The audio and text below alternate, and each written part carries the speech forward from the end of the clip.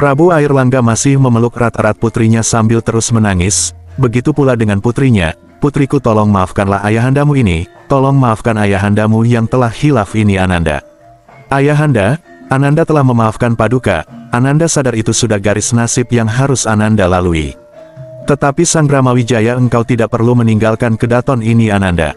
Ayahanda adalah seorang maharaja di tanah Jawa ini, segala perkataan Paduka merupakan sabda yang tidak boleh ditarik atau dirubah. Apa kata dunia bila seorang maharaja bahkan Nusantara ini menarik sabdanya? Tidak Ayahanda, apapun yang Paduka katakan pasti terlaksana, besok Ananda akan meninggalkan kedaton ini. Sang Brahmawijaya duduk bersimpuh menghaturkan sembah baktinya pada ayahandanya yang mematung tak bisa berkata-kata lagi. Keesokan harinya Sang Brahmawijaya telah bersiap meninggalkan kedaton. Pagi itu dia menghadap di balairung istana untuk berpamitan pada ayahanda dan seluruh penghuni kedaton. Suasana hening di balairung, terdengar isak tangis dayang-dayang yang bersedih mendengar akan perginya putri Sang Brahmawijaya Tunggadewi dari kedaton. Begitulah dengan Maharaja Kahuripan Prabu Airlangga sangat bersedih hati, matanya berkaca-kaca memandang putri tercintanya. Ananda Sang Brahmawijaya, tegakkah engkau meninggalkanku yang sudah tua renta ini Ananda?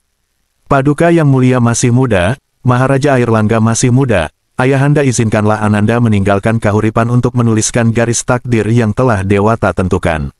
Sang Brahmawijaya menghaturkan sembah baktinya kepada ayahandanya dan berpamitan kepada para pejabat kerajaan, setelah itu dia meninggalkan balairung Kahuripan. Tak terbayangkan betapa sedihnya Prabu Airlangga tak bisa mencegah putrinya pergi meninggalkannya.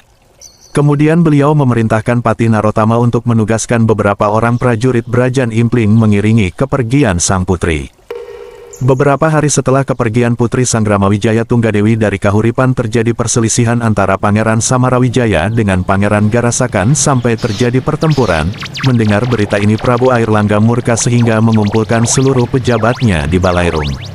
Aku mendengar laporan dari prajurit Brajan Impling bahwa telah terjadi pertempuran di luar kota raja antara pasukan Pangeran Samarawijaya melawan pasukan Pangeran Garasakan. Aku perintahkan kepada Kandapati Narotama untuk menyelesaikan pertempuran ini. Daulat Paduka, hamba beserta para senopati akan mengerahkan pasukan melerai pertempuran itu. Tetapi bagaimana bila kedua pangeran menolak menghentikan pertempuran Paduka? Biarlah aku yang menangkap keduanya Kanda, karena aku sendiri yang akan memimpin pasukan. Demikianlah pada saat itu juga Prabu Airlangga bergabung dengan pasukan Kahuripan bergerak keluar kota raja menuju lokasi pertempuran kedua putranya itu. Bagaimanakah kisah selanjutnya? Apakah Prabu Airlangga berhasil melerai pertikaian kedua pangeran Kahuripan tersebut? Dan bagaimana pula kisah perjalanan putri Sang Brahmawijaya Tunggadewi?